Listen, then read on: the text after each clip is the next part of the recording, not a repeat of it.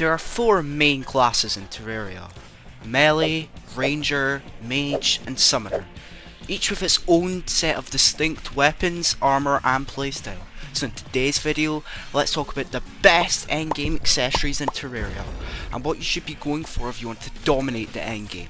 But without further ado, let's start with the Melee class. With the highest defense in the game, the Melee class uses a variety of swords, flails, spears, and more, and the Fire Gauntlet is a must-have accessory. It inflicts the following: fire damage upon damaging enemies, 12% melee damage, 12% melee speed, auto swing for all melee weapons, and significantly increased weapon size. It basically buffs every melee weapon and turns it into a fully automatic killing machine. The 12% increased melee damage and fire debuff makes an excellent choice, and paired with things like Ichor, Curse Flames, it will shred through most bosses and enemies. And the Fire Gauntlet can be crafted with any emblem from the Wall of Flesh, with 5 souls of might, fright, and sight to make the Avenger emblem. Then mix the Feral Claws found in Ivy chests with the Titan Glove dropped from Mimics to make the Power Glove. Combine the Power Glove with an Avenger emblem to make the Mechanical Glove, and finally mix that with the Magma Stone from Lava Bats to finally craft the Fire Gauntlet. It for sure takes time, but is indeed necessary if you want to turn an already powerful class into even more powerful class. Now onto the Ranger class. This class has decent defense while using a bunch of different guns, bows, and throwable objects, and is able to keep their distance while dealing great damage. But a key accessory is the Recon Scope. This accessory provides the player with 10% range damage, 10% critical strike chance, 400 decreased aggro, and the ability to zoom out insanely far like a sniper. Just like the Fire Gauntlet, it buffs practically every aspect of the range class and is overall a must-have accessory. The zoom feature might take some time to get used to, but it's insanely helpful against difficult bosses like Duke Fishron, Empress of Light, and of course, Moonlord.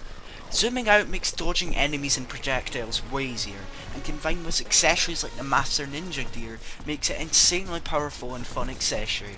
To craft this item, you'll need to combine an Avenger emblem with the Iron Golem to make a Destroyer emblem. Then, mix that with the Rifle Scope dropped from the dungeon enemies to make the Sniper Scope. And finally, mix that with the Putrid Scent to make the Recon Scope. Moving on to the Mage class, this class uses insanely cool and powerful magic weapons by using mana, but however, are fragile, with the second lowest defense in the game.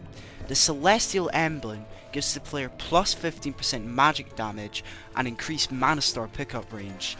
This isn't nearly as OP as Ranger or Melee's accessory, but it's still essential if you want to max your magician's damage and capabilities.